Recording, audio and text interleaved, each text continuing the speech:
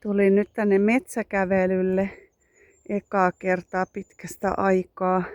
Täällä on tää valtavan suuri muurahaiskeko, missä on taas palokärki varmaan käynyt syömässä noita muurahaisia, mutta siellä on aika hiljasta, että tuossa tien vieressä oli jo muurahaiset liikkeellä pesässä, mutta on aika tämmönen iso ja varjosas paikassa osan päivää, niin ei ole liikettä kauheasti siellä vielä. Ehkä yksittäisiä muurahaisia. Mutta täällä on tämmöinen lintujen laulukuoro ja kiva sitten kun alkaa tulla valkovuokkoja puihin lehdet, niin sitten meidän tosiaan toi vappupiknikkipaikka on tuolla kallioilla. Sinne me tullaan sitten vappuna.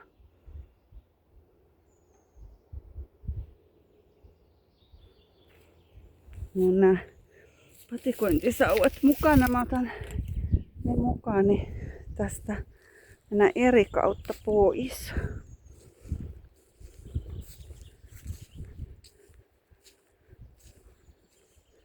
Tuossa oli kyllä sen näköistä sammaleen kuopsuntaa, että varmaan on joku hirvikin tässä käynyt.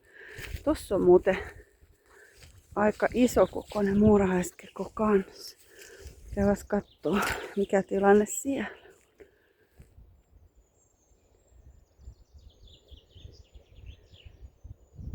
Joo, ihan hiljasta.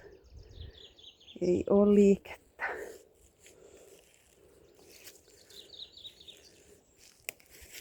Metsämansikan lehtiäkin on siinä.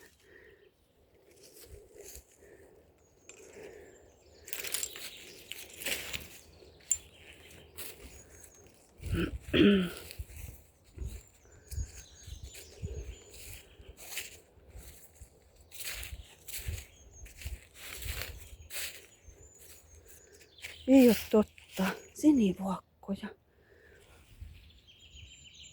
Joo, sinivuokkoja. Ne on jo tullut. Oho.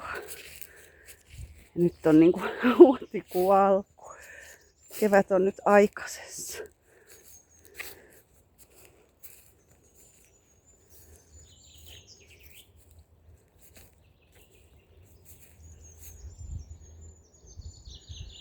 Keippo laulaa kauniisti.